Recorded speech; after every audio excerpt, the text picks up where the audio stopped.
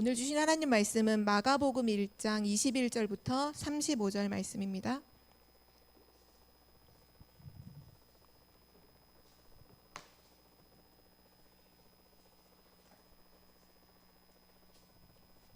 마가복음 1장 21절부터 35절까지를 우리 한 절씩 교독하시겠습니다. 그들이 가버나움에 들어가니라. 예수께서 곧 안식일에 회당에 들어가 가르치시매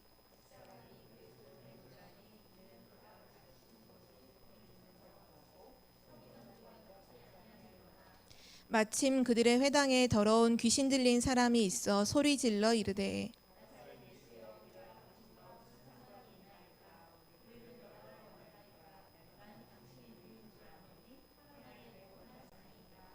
예수께서 꾸짖어 이르시되 잠잠하고 그 사람에게서 나오라 하시니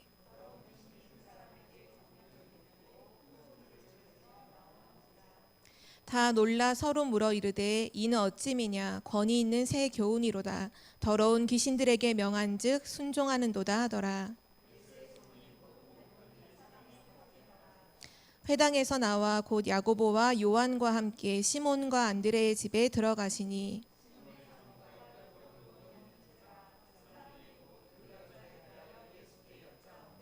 나아가사 그 손을 잡아 일으키시니 열병이 떠나고 여자가 그들에게 수종드니라.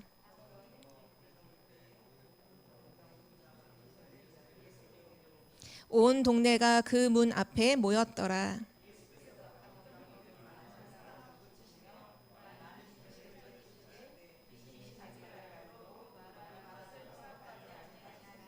(35절은) 함께 읽겠습니다. 새벽 아직도 밝기 전에 예수께서 일어나 나가 한적한 곳으로 가사 거기서 기도하시더니. 아멘. 오늘 말씀의 제목은 하나님과 매일 만나는 생활입니다.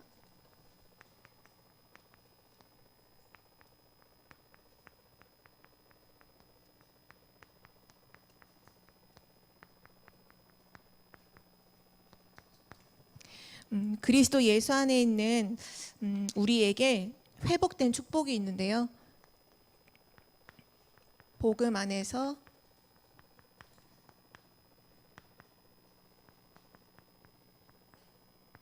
회복된 축복이 너무 많지만 가장 대표적으로 창세기 1장 27절에 나와 있는 것처럼 하나님의 형상이 우리에게 회복이 되었어요. 창세기 3장 문제로 인해서 하나님을 떠난 그 순간 하나님 형상 잃어버리고 마귀의 종노릇하며 살던 우리였는데 그리스도 예수 안에서 하나님께서 우리를 하나님의 형상으로 회복시키셨죠. 고린도후서 4장 4절에 보면 이 세상 신이 믿지 않는 자들의 마음을 혼미케 해서 그리스도의 영광의 복음의 빛이 비치지 못하도록 속인다라고 하시면서 그리스도는 하나님의 형상이니라. 그리스도를 통해서 잃어버렸던 하나님의 형상이 회복되었어요. 그래서 우리는 이제 더 이상 마귀 자녀가 아니라 하나님의 자녀죠. 이것이 창세기 1장 27절에 회복된 우리의 상태예요. 하나님의 자녀. 이 하나님의 자녀 안에는 하나님 주신 놀라운 신분과 권세가 있죠. 우리 지난주 함께 말씀 나눴던 성령 하나님께서 내주하시고 또 우리를 인도하시고 우리 삶에 역사하신다는 것. 우리가 WRC 때도 메시지가 나왔지만 시공간을 초월하는 흑암의 역사를 단번에 이기는 것이 있는데 그것이 바로 시공간을 초월하는 성령의 역사다라고 말씀하셨어요. 그 축복을 우리에게 주신 거예요. 시공간 초월의 축복을 이 신분 속에 담아서 우리에게 주신 거죠. 그리고 하나님 자녀의 권세는 흑암이 결박되고 천군 천사가 파송되고 하늘 나라에 우리가 신분이잖아요. 우리의 본향이, 우리의 배경이 하나님 나라, 바로 보좌의 축복이 우리에게 있고 또 세계복음화 할 수 있는 권세 237 살리는 그 축복이 우리에게 있음을. 지금 그래서 말씀 나오는 시공간 초월, 보좌의 축복 237이 너의 것이라고 하는 그 말씀이 결국 우리의 신분과 권세 속에 다 들어있는 축복이에요. 이 축복이 복음 안에서 회복이 되었고, 두 번째로 회복된 축복이 뭐냐 하면 창세기 1장 28절입니다. 하나님이 그들에게 복을 주시고 라는 말씀을 하셨죠. 우리는 로마서 3장 23절 나와 있듯이 원래는 하나님을 떠나서 하나님의 영광에 이르지 못하는 존재였는데 이제는 하나님의 복을 받고 그 복을 누리는 존재로, 하나님이 주시는 복이 뭐냐 하면 바로 하나님과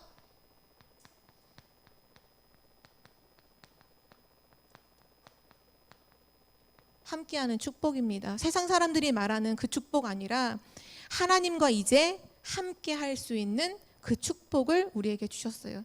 하나님이 나와 함께하시는 위드, 우리와 함께하시는 임마누엘, 모든 것과 함께하시는 원네스. 하나님 자녀의 축복과 이제 하나님이 함께하시는 축복을 우리에게 모두 주셔서 그걸 누리는 자가 되게 하셨죠. 이제 중요한 건 뭐냐 하면 이 축복을, 복음 안에서 회복된 이 축복을 내가 얼마만큼 누리느냐, 이것이 전부입니다. 이 축복을 매일 누린다면 반드시 승리하게 되죠. 창세기 1장 28절에 보면 나오죠. 모든 것을 정복하고 다스리는 축복. 내가 하나님 자녀인 그 축복, 신분과 권세를 누리고 하나님과 함께하는 그 위드 임마누엘 원네스를 우리가 매일 누릴 수 있다면, 그렇다면 우리는 모든 것을 정복하고 모든 것을 다스릴 수 있어요. 어떤 문제가 와도 상관이 없어요. 왜? 정복하고 다스릴 수 있거든요. 어떤 환경 속에 놓여도 상관이 없어요. 왜냐? 그 상황에 매이지 않고 정복하고 다스릴 수 있기 때문이죠. 그래서 오늘 말씀의 제목처럼 그리스도 예수 안에서 우리에게 회복시켜 주신 이 하나님의 자녀로 이제 하나님과 함께하는 이 축복, 이거를 매일 누리는 삶을 살아야 한다라고 오늘 메시지에서 우리가 답을 주고 계십니다. 신앙생활의 성공은 하나님과 지속적으로 교제하는 일이고 이걸 유지하는 삶이죠. 이번 주 강단 말씀도 복음의 열매를 거두는 삶이라는 말씀을 주신 것처럼 하나님의 자녀로 하나님과 함께함을 얼마만큼 누리느냐에 따라서 그 열매 맺는 삶을 사느냐 살지 못하느냐가 결정이 되죠. 그래서 오늘 하나님과 매일 만난다는 건 결국 하나님과 교제한다는 건데요. 먼저 첫 번째로 하나님과 교제한다는 그 의미가 뭔지를 같이 확인해 보도록 하겠습니다. 오늘 성경 몇 구절을 함께 찾아서 읽겠습니다. 히브리서 4장 16절 말씀, 우리 첫 번째로 먼저 한번 찾아볼까요? 히브리서 4장 16절 말씀.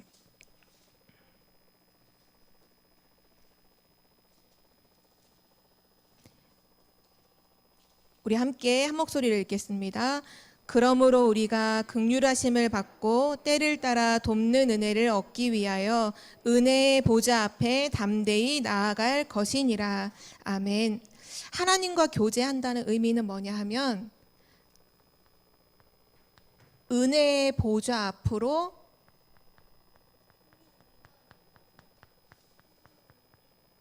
나아간다는 것입니다.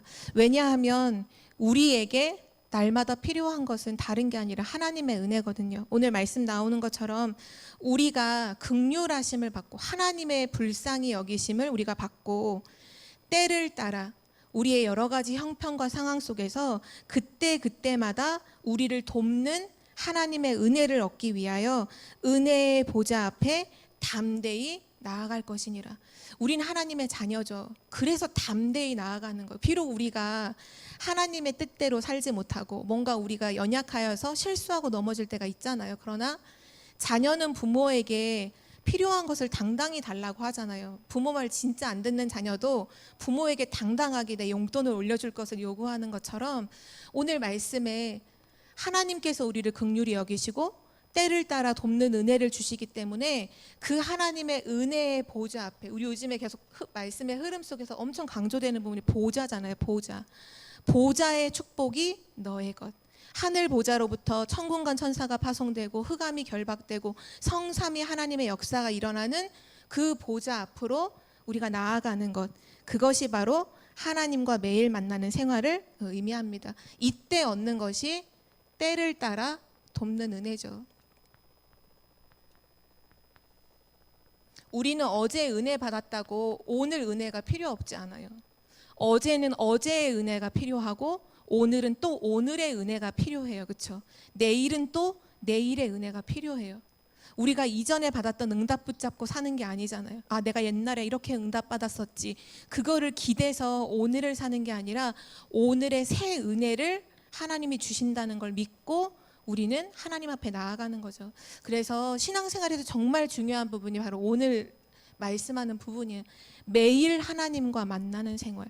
우리가 불신자였을 때는 하나님을 만나고 싶어도 만날 수 없었죠. 불신자였을 때 만난 하나님은 진짜 하나님이 아니라 우상일 뿐이에요.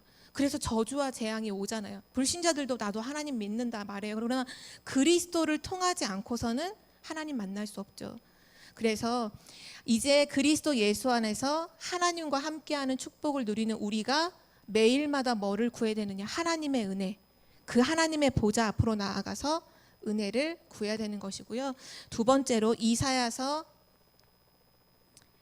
40장 31절 말씀도 우리 함께 찾아서 읽도록 하겠습니다. 이사야서 40장 31절 말씀입니다. 우리 잘 알고 계시는 말씀인데요. 우리 함께 한 목소리로 합독하겠습니다. 오직 여호와를 앙망하는 자는 새 힘을 얻으리니 독수리가 날개치며 올라감 같을 것이요 다른 박질하여도 곤비하지 아니하겠고 걸어가도 피곤하지 아니하리로다. 아멘. 하나님을 앙망하는 것, 매일마다 하나님을 전심으로 바라보는 것, 그 사람에게 하나님이 무엇을 주시느냐? 새 힘을 주신다 약속하셨어요. 그것이 하나님과의 교제의 의미예요. 우리에게는 날마다 힘이 필요하잖아요. 세상을 정복하고 다스리고 나의 현장을 살릴 수 있는 힘, 현장에 있는 사람들을 살릴 수 있는 힘, 더 근본적으로는 나를 살릴 수 있는 힘이 필요하죠. 근데 그 힘을 누구에게 주시느냐?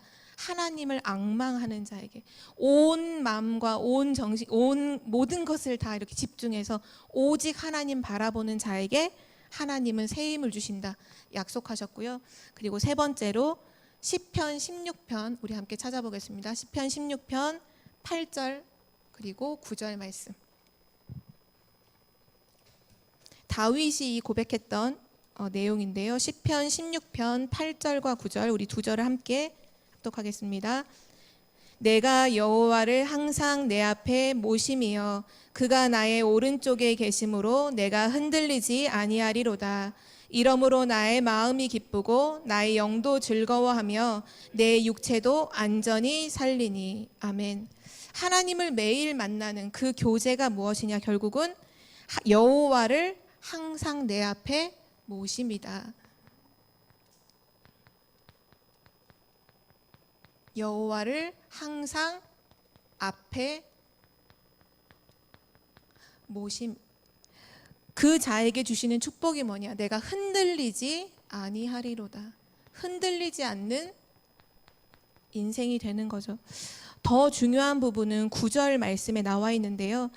여호와를 항상 내 앞에 모심으로 그가 내 오른쪽에 계심으로 내가 흔들리지 아니하리로다 라고 고백해놓고 이러므로 나의 마음이 기쁘고 나의 영도 즐거워하며 내 육체도 안전히 살리니.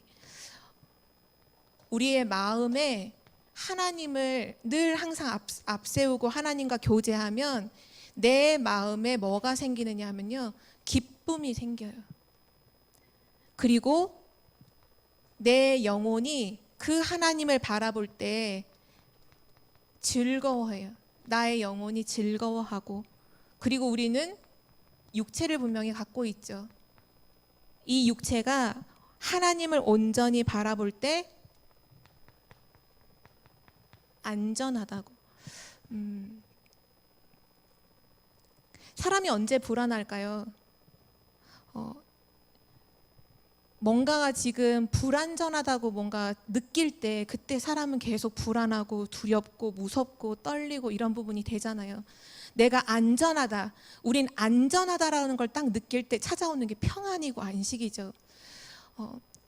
우리가 지금 화요일 날마다 치유 전도학교를 이제 계속하면서 지금 말씀에 선포됐던 뭐 정신병 시대, 그래서 이 성진병 시대에 대한 말씀을 쭉 듣고 지금 이제 치유에 대한 말씀 함께 듣고 있는데요.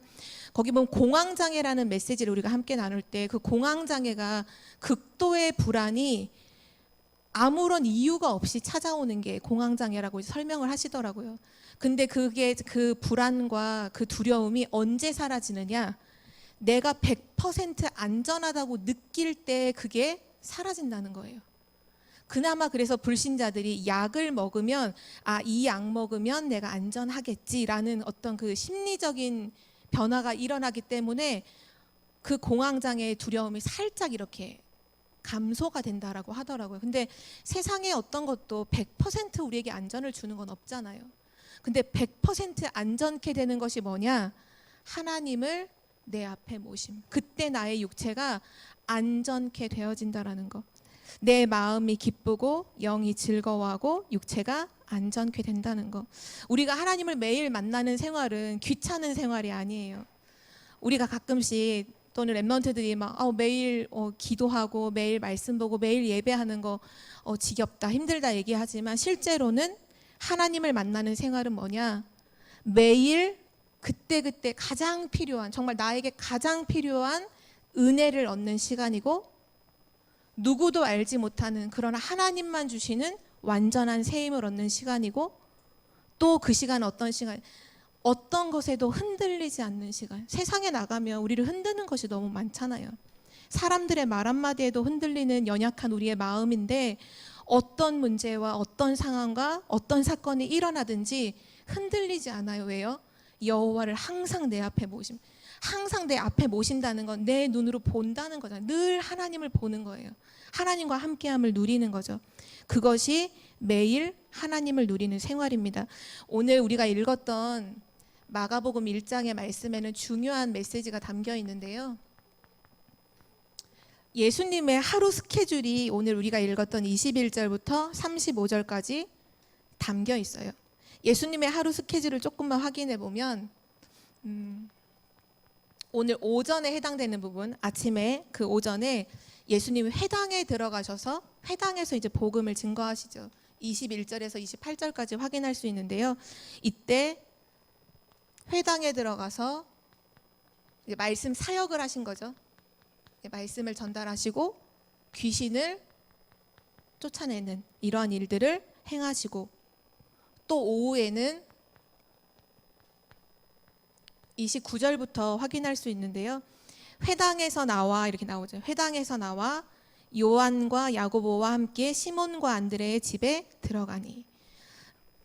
시몬 베드로의 그 집에 들어가시는데 거기에서 누구를 고치시냐면 베드로의 장모를 그 장모의 열병을 고치는 치유하시는 그 사역을 하세요. 그리고 나서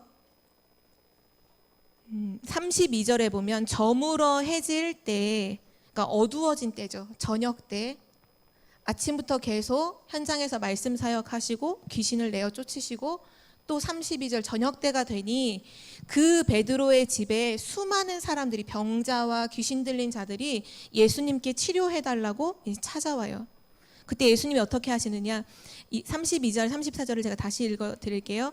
저물어 해질 때 모든 병자와 귀신 들린 자를 예수께 데려오니 온 동네가 그 문 앞에 모였더라.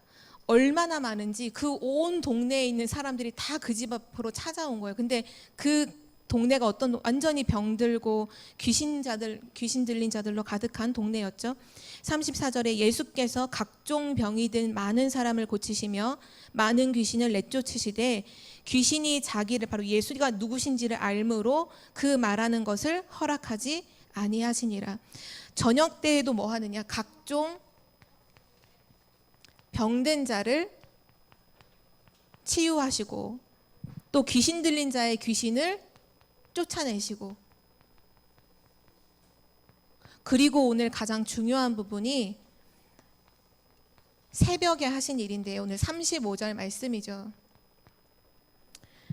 새벽 아직도 밝기 전에 예수께서 일어나 나가 한적한 곳으로 가사 거기서 기도하시더니 예수님의 가장 중요한 사역이 뭐였냐면요. 많은 사람을 고치고 많은 사람을 치유하고 막 귀신을 쫓아내고 그런 것도 너무너무 중요한 사역이지만 언제든지 예수님은 그 모든 것을 다 하신 후에 항상 어디로 가셨냐 하면 한적한 곳으로 가셔서 기도하셨어요. 우리가 잘 알고 있는 오병이어의 그 증거 알고 계시죠? 물고기 2마리와 보리떡 5개로 5,000명을 먹이신 그 일이 있은 후에 수많은 사람들이 예수님께 몰려왔어요. 왜냐? 예수님을 우리의 나라의 지도자로 세우면 우리가 먹고 사는데 어려움이 없겠구나. 육신적인 그런 눈으로 예수님을 바라보고서 예수님께 막 몰려들었어요. 그때 예수님께서 그 자리를 피하시고 한적한 곳으로 가셔서 기도하셨어요. 기도가 뭔가요? 하나님을 누리는 시간이잖아요. 하나님의 조용히 하나님의 음성을 듣는 시간, 하나님을 누리는 시간, 하나님과 함께하는 그 시간 속으로 언제든지 가셨다는 거예요. 이 말은 뭐냐 하면 우리의 사역도 중요하고 우리가 많은 일을 하는 것도 너무너무 중요하지만 그 어떤 것보다 중요한 건 뭐냐? 우리 삶 속에 하나님을 누리는 것이 가장 중요해요. 하나님으로부터 힘을 얻는 것이 가장 중요해요. 내가 수많은 사람들을 막 치유하고 많은 증거들이 있어서 많은 사역들을 한다. 그런데 하나님과 함께하는 그 힘을 누리는 시간이 나에게 없다. 반드시 얼마 못 가서 무너지게 되어 있어요. 사람을 살리는 일, 세계복음화 하는 일은 우리의 능력으로 하는 게 아니죠. 그래서 기도하는 것 바로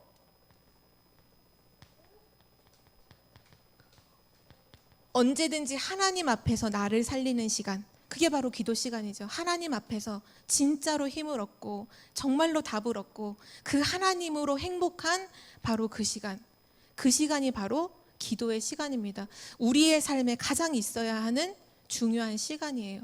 그 기도 시간은 뭐냐? 뭔가를 하나님께 구해서 얻는 시간이 아니라 이미 모든 것을 주신 그 하나님을 누리는 시간, 하나님과 함께함을 누리는 시간이죠. 오늘 이 말씀을 묵상하면서 여러 가지 메시지들이 떠올랐는데요. 몇 가지를 좀 같이 나누면 마가복음 9장에 보면 그 바로 앞절에 시몬 베드로가 예수님을 이제 그리스도라고 고백하는 사건이 나와요. 그리고 그 베드로와 요한을 따로 데리고 변화산에 올라가셔서 이제 예수님의 변화된 모습을 보여주시죠. 그러한 사건이 일어나고 있는 동시에 남아있는 제자들에게 어떤 일이 일어나냐 하면 그 베드로와 요한과 예수님이 없는 그 나머지 제자들에게 한 아버지가 자기 자녀를 데리고 와요. 근데 이 자녀가 어떤 문제가 있냐, 간질이 있는 거예요. 근데 거기 성경에서는 귀신을 들려서 물에서도 넘어지고 불에서도 넘어지고, 그래서 이 아이에게 붙어있는 이 귀신을 내쫓아 달라고 예수님의 제자들에게 이제 데리고 와요. 그 제자들이 이제 막 많은 걸 했겠죠. 뭐 기도도 했겠고 막 이렇게 떠나가라 이렇게도 했겠고. 근데 그 문제가 여전히 있는 거예요. 그러한 상황 속에 이제 예수님이 변화산에서 내려오시고 그 제자들이 고치지 못하는 것을 보고서 그 아버지가 예수님께로 딱 그 자녀를 데려와요. 보시고 다 아시죠. 그리고 예수님께서 치유해 주세요. 그 아이가 귀신이 이제 소리를 지르면서 그 아이에게서 떠나니라 라고 하면서 치유되는 역사가 일어나죠. 그때 이제 많은 사람들이 놀라고 다 이제 뿔뿔이 흩어지고 나서 제자들이 묻는 거예요. 예수님께. 예수님은 그렇게 귀신을 쫓아내시는데 왜 우리는 안 됩니까? 왜 우리는 그것이 안 됩니까? 라고 질문을 했을 때 28절에서 29절에 보면 이렇게 말씀하세요. 특히 29절에 이르시되 기도 외에 다른 것으로는 이런 종류가 나갈 수 없느니라 하시니라. 기도 외에는 이런 역사가 일어날 수 없다. 우리가 기도하는 그 시간이 최고의 능력을 얻는 시간이고 귀신, 흑암이 완전히 결박되는 시간이라는 사실을 우리는 기억하고 매일 그 시간 속으로 들어가야겠고요. 또 한 가지를 더 기억하면 누가복음 17장 11절에서 19절인데요. 우리가 기도라는 부분을 두고서 늘 생각할 때 많은 분들이 기도를 다 하시잖아요. 특히 우리는 중요한 일을 두고 또는 중요한 시험이나 어떤 중요한 어떤 행사를 앞두고서 하나님께 많은 기도를 하죠. 그런데 어떤 일을 중요한 나의 일을 두고서 기도로 시작하지만 그 일이 끝났을 때 그 마지막도 기도로 마치는 사람은 많이 없어요. 그러니까 일례로 제가 항상 그 랩런트들한테 그런 얘기 했었거든요. 중간고사, 기말고사 때 되면 이제 가까이 오면 아이들이 이제 부담이 되잖아요. 공부에 대한 부담이 있으니까 뭐 말씀을 잘 붙잡는 애들도 기도하겠지만 잘 안 붙잡던 애들도 이제 그때 당시에는 막 기도를 해. 하나님 이번에 저에게 지혜를 주셔서 시험을 잘 보면 막 기도를 하죠. 그래서 이제 시험을 다 봐요. 그리고 나서 이제 다음 뭐 다락방을 할 때나 이렇게 가서 물어봐요. 시험을 마치고 나서 뭐 했냐? 그랬더니 이제 친구들하고 오랜만에 시험도 끝났으니까 가뿐하게 뭐 시내로 놀러 갔다, 뭐 영화를 봤다, 뭐 노래방을 갔다, 뭐 집에서 영화를 봤다, 뭐 드라마를 몰아봤다, 수많은 걸 하더라고요. 하나님 앞에 나아가는 시간이 있었냐? 물어보면 그렇지 않은 친구들이 거의 대부분이더라고요. 우리는 어쩌면 기도라는 이 부분도 하나님을 만나는 기도보다는 하나님께 뭔가를 얻으려고 하는 기도를 할 때가 너무 많은 것 같아요. 그런데 정말 진짜로 복음을 묵상해 보면 뭐가 확인이 되냐 하면 하나님께서 이미 그리스도와 함께 모든 걸 다 주셨다는 걸 알게 되고 더 이상 나는 하나님 앞에서 필요한 것이 없고 나는 하나님이 나의 기쁨이고 나의 힘이고 나의 모든 것이구나가 발견된다는 사실이죠. 근데 우리가 복음을 잘 모르면 자꾸 하나님을 정말 이번 주 강단 말씀에도 하나님을 뭔가 그 요술 램프의 지니처럼 뭔가 나의 요구를 들어주고 나의 소원을 들어주는 것처럼 자꾸 하나님을 그렇게 만나려고 하잖아요. 하나님을 뭔가 목적이 있어 자꾸 만나려고 하는 거. 나의 목적을 해결하기 위해 하나님 만나려고 하는 거죠. 근데 그것은 진짜가 아니에요. 그런 기도로는요, 이게 없어요. 마음의 기쁨, 내 영의 즐거움, 내 육신의 안전함이 없어요. 자꾸 조급해지죠. 왜 응답이 안 오지? 하나님 왜 응답을 안 해주시지? 조급하고 자꾸 염려하고 원망하게 되죠. 지금 이 적은 이 성경 구절에는 어떤 부분이 나오는 되게 지나가면서 성경 구절에서도 제가 찾아보니까 마태, 마가 복음에는 요한복음엔 없더라고요. 이 누가복음에만 기록되어 있는 아주 짤막한 스토리예요. 무슨 스토리냐면 어느 마을에 가셨을 때 10명의 나병 환자가 예수님께 찾아와요. 나병은 문둥병을 말하죠. 완전 불치병이죠. 그 10명의 나병 환자가 예수님께 찾아와서 우리를 치유해달라고 간청을 해요. 그때 예수님께서 그럼 뭐 치유됐다 안 됐다 이런 말씀하신 것도 아니고 가서 제사장에게 너의 몸을 보여라. 그러니까 이스라엘 유대인의 법에는 나병 환자가 완치가 되면 제사장에게 보여서 완치 판정을 받고 공포가 되므로 다시 사람들과 어울려 살 수가 있거든요. 근데 예수님께서 바로 제사장에게 바로 가서 너의 몸을 보여라. 그래서 10명의 그 나병 환자들이 제사장을 만나러 길을 걸어가는데 가다 보니 다 치유가 된 거예요. 가다 보면서 느낀 거예요. 우리가 다 낫구나. 원래 문둥병이 막 몸이 썩고 진물이 나고 하잖아요. 그게 모든 게 다 치유가 된 거죠. 근데 그 10명의 사람들이 치유받았잖아요. 몇 명이 다시 예수님께 찾아올까요? 한 명이 찾아와요. 한 명. 한 명이 찾아올 때 어떤 모습으로 찾아오느냐? 하나님을 찬양하고 하나님께 영광 돌리며 예수님께 감사하면서 예수님을 다시 가다가 예수님께 다시 돌아와서 예수님을 만나요. 예수님이 물으시죠. 다른 사람들은 어디 있느냐? 예수님이 이미 다 아시죠. 이미 그 사람들은 치유된 거에 너무 기뻐서 이제 다 뿔뿔이 제 갈 길로 간 거죠. 한 명만이 찾아와요. 그런데 거기 되게 중요한 말씀이 나오는데요. 그 사람이 우리가 한번 그 구절은 잠깐 찾아볼까요? 누가복음 17장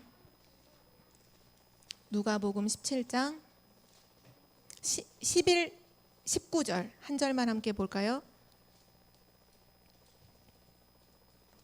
그리고 그 사람이 누구냐? 그냥 유대인도 아니고 성경에 이제 16절에 보면 그는 사마리아 사람의 이방인이었어요.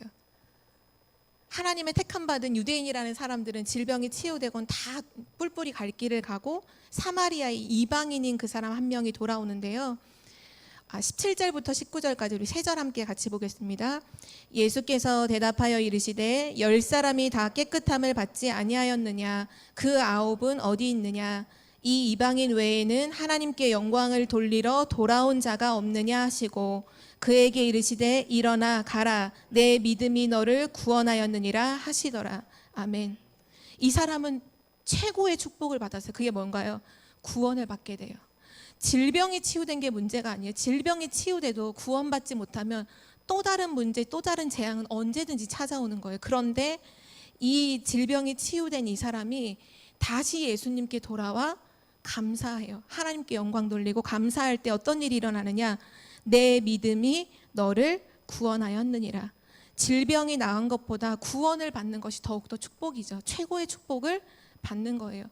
우리가 기도라는 부분을 정말 하나님과 만나는, 하나님을 누리는 기도라는 이 부분을 놓고 생각할 때 우리의 기도를 점검했으면 좋겠어요. 우리 이번 주 신앙을 점검하는 것처럼 나의 기도는 뭔가 내 목적을 위해서 하나님을 만나려고 하는 것인지, 아니면 아무 이유 없이 그저 하나님과 함께함을 누리기 위하여, 하나님의 음성을 듣기 위하여, 하나님과 교제하기 위하여 그 기도를 하는지, 또는 나의 중요한 일을 두고 나는 마지막도 하나님께 돌아와 영광을 정말 돌리는지, 정말 랩넌트든지 아니면 여기 계신 중직자분들이든지 나의 중요한 일을 두고 하나님께 기도하다가 그 일이 마친 이후에 가장 먼저 은혜의 보좌 앞으로 달려오는 자가 있다. 그 사람은 세계복음화의 주인공으로 쓰임 받을 수밖에 없는 사람이죠.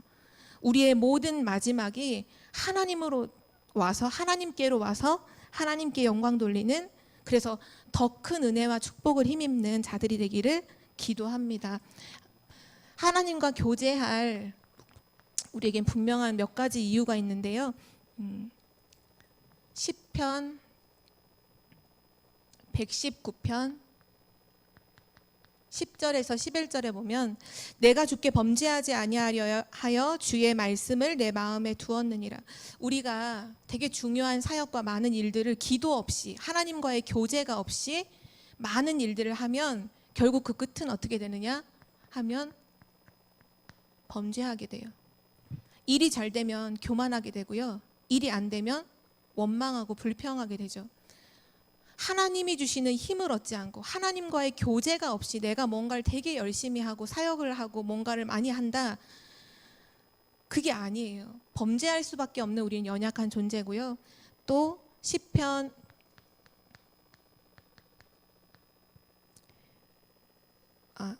베드로전서네요. 베드로전서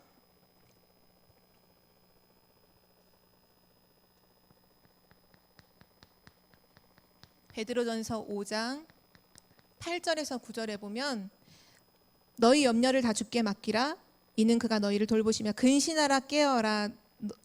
너희 대적 마귀는 두루 다니며 삼킬 자를 찾느니라고 했습니다. 우리가 하나님 주시는 그 힘을 얻지 못하고 그 하나님과의 교제가 없으면 지금은 사단은 끊임없이 우리를 삼키기 위해서 역사하고 있다는 사실, 기도하지 않는, 자기의 힘으로 뭔가를 하는 그 사람은 사단의 공격 대상이 될 수밖에 없죠. 그 사단은 에베소서 6장 10절에 보면 계계를 쓴다고 했어요. 우리의 모든 연약함, 우리의 모든 약점, 단점을 다 가지고 치고 들어오는 거죠. 그렇기 때문에 우리는 날마다 하나님과 교제함을 놓치지 말아야 합니다. 그리고 베드로전서 2장 2절에 신령한 젖을 사모하라. 이는 구원에 이르도록 자라게 하느니라. 하나님의 말씀과 기도로 신령한 젖을 사모하는 자에게, 그러니까 결국 하나님과의 교제하는 자에게는 구원에 이르도록 자라게 하느니라. 우리의 신앙이 성장하도록, 자라도록, 서밋으로 세워지도록 하신다는 거죠. 그래서 우리는 날마다 이 부분을 놓치지 말아야 하고요. 그리고 결국 교제의 실제 내용은 뭐냐 하면 말씀과 기도로 하나님과 교제하는 것입니다. 하나님의 음성을 듣는 바로 그 말씀 묵상의 시간, 그리고 하나님과 함께함을 누리는 그 깊은 기도의 시간. 그래서 기도와 말씀을 두고서 하나님이 뭐라고 말씀하셨냐면요, 에베소서 3장 14절에서 15절에 보면 무릎을 꿇고 간절히 하나님께 기도해라. 이러므로 내가 하늘과 땅에 있는 각 족속에게 이름을 주신 아버지 앞에 무릎을 꿇고 비노니 기도하노니라고 했는데요. 무릎을 꿇는다는 의미가 뭐냐 하면 우리가 전쟁을 해도 뭔가에 항복을 할 때 무릎을 꿇죠. 우리가 하나님 앞에 무릎을 꿇는다는 게 그냥 자세로서 뭔가 무릎을 꿇고 기도해라, 뭐 책상다리 하면 안 된다, 이 의미가 아니라 내 모든 걸 다 내려놓는다는 의미예요. 하나님 앞에 기도할 때 하나님과의 교제 시간에 어떤 기도를 해야 되느냐, 내 모든 것을, 내가 가지고 있는 생각, 내가 가지고 있는 모든 염려, 내가 가지고 할 수 있다라고 생각하는 능력까지도 내 모든 것을 다 하나님 앞에 내려놓고 우리는 기도해야 합니다. 그리고 시편 62편 8절 말씀에 백성들아 시시로 그를 의지하고 그의 앞에 마음을 토하라. 하나님은 우리의 피난처시니라.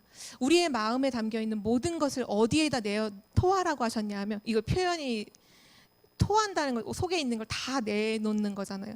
하나님 앞에 너의 마음을 다 토해라. 왜냐? 하나님은 우리의 피난처가 되시니라. 하나님께 기도할 때 나의 모든 것을, 똑같죠? 내 모든 걸 내려놓고 또 내 모든 것을 있는 그대로 하나님께 아뢰는 거죠. 내가 이렇다 저렇다고 말하는 게 아니라 하나님 지금 이렇고 이러한 부분들을 있는 그대로 하나님께 모든 걸 아뢰일 때 하나님께서 우리의 모든 것을 책임져 주신다 말씀하고 있고요. 또 마태복음 6장 6절에는 너는 골방에 들어가 은밀한 중에 보시는 하나님께 기도해라. 우리는 함께 모여서 기도할 수도 있지만 가장 중요한 건 뭐냐? 아무도 보지 않는데 오직 하나님과 나 1대1의 그 혼자만의 시간, 은밀한 시간 속에 들어가 하나님께 기도해라. 하나님이 들으시고 응답하신다.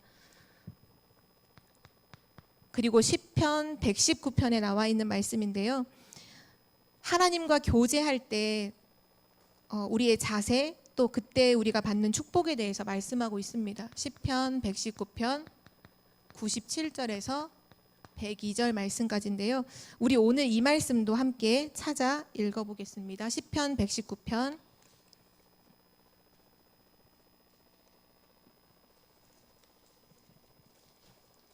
시편 119편 97절에서 102절 말씀. 우리 함께 합독으로 다 같이 한 목소리로 합독하겠습니다. 내가 주의 법을 어찌 그리 사랑하는지요. 내가 그것을 종일 작은 소리로 읊조리나이다. 주의 계명들이 항상 나와 함께하므로 그것들이 나를 원수보다 지혜롭게 하나이다. 내가 주의 증거들을 늘 읊조림으로 나의 명철함이 나의 모든 스승보다 나으며 주의 법도들을 지킴으로 나의 명철함이 노임보다 나으니이다.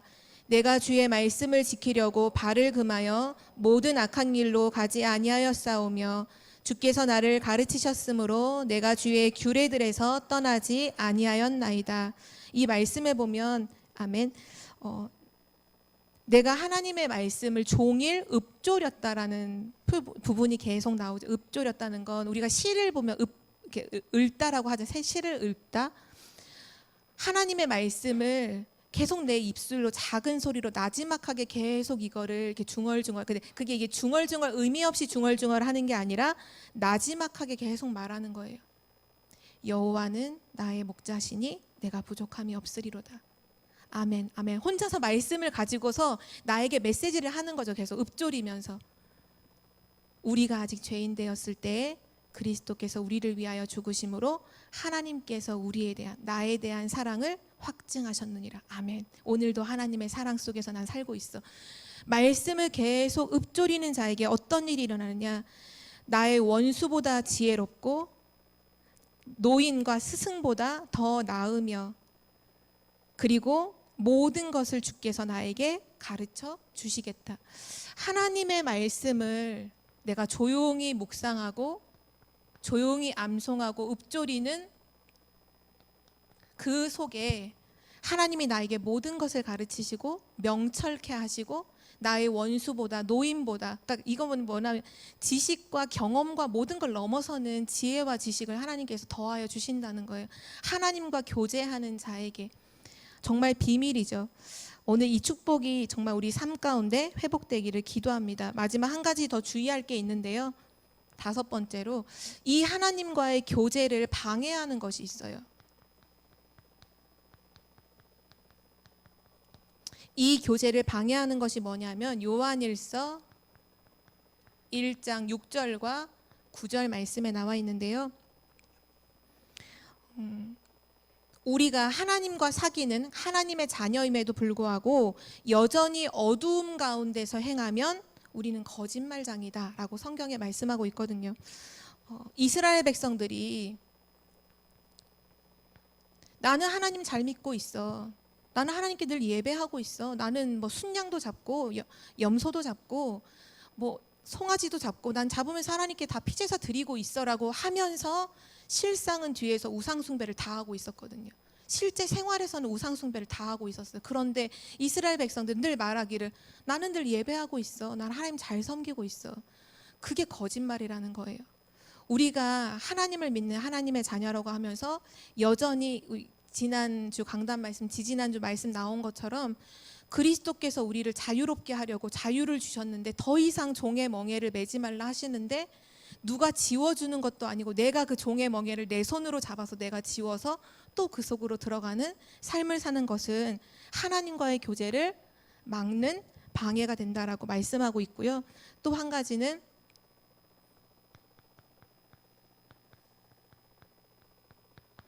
나는 죄가 없어. 나는 하나님 앞에서 아무런 죄가 없어. 난 잘하고 있어. 나는 다 옳아. 나는 옳고 너는 틀리고. 이러한 자세와 이러한 중심은 하나님과의 교제를 굉장히 방해하죠. 그래서 요한일서 1장 9절에 보면 이렇게 말씀하셨어요.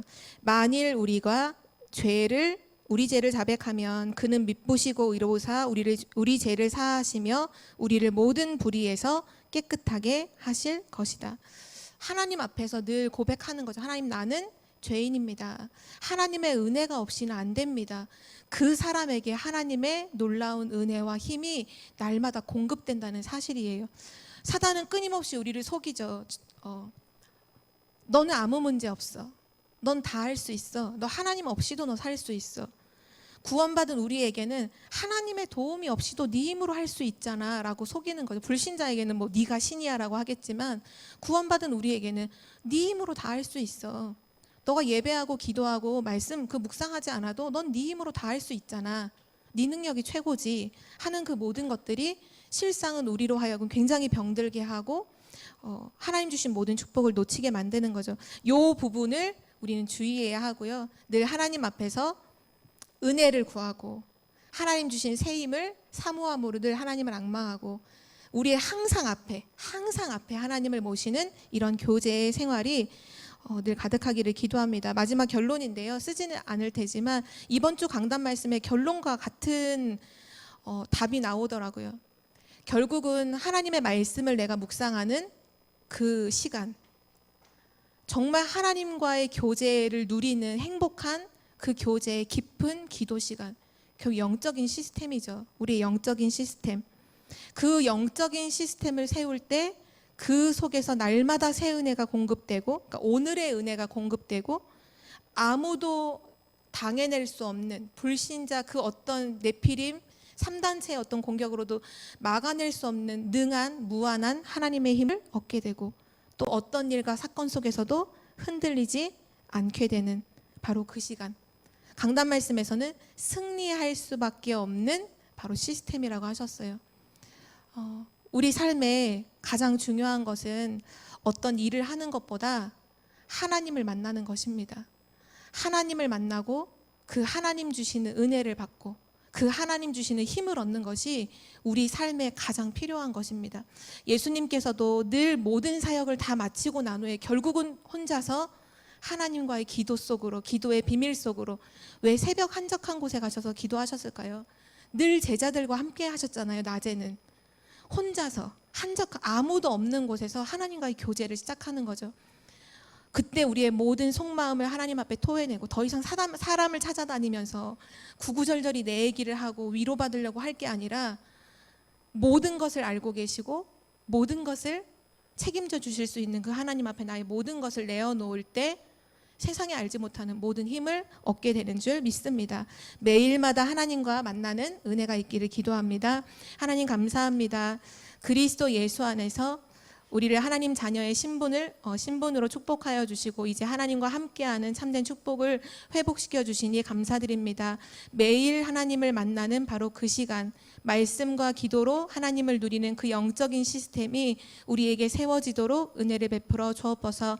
하나님, 정말 성경에 나와 있는 모든 증인들이 늘 하나님과 함께함을 누림으로 세상을 정복하고 다스렸던 것처럼 우리 청주복음교회에 있는 모든 주의 자녀들이 하나님과 함께하는 비밀 속에서 오늘의 새 은혜를 받고 하나님 주시는 새 힘을 얻으며 누구도 감당하지 못하는 그 하나님의 사역을 할 수 있는 능한 힘을 회복하도록 은혜 베풀어 주옵소서. 감사드리며 주 예수 그리스도의 이름으로 기도드립니다. 아멘.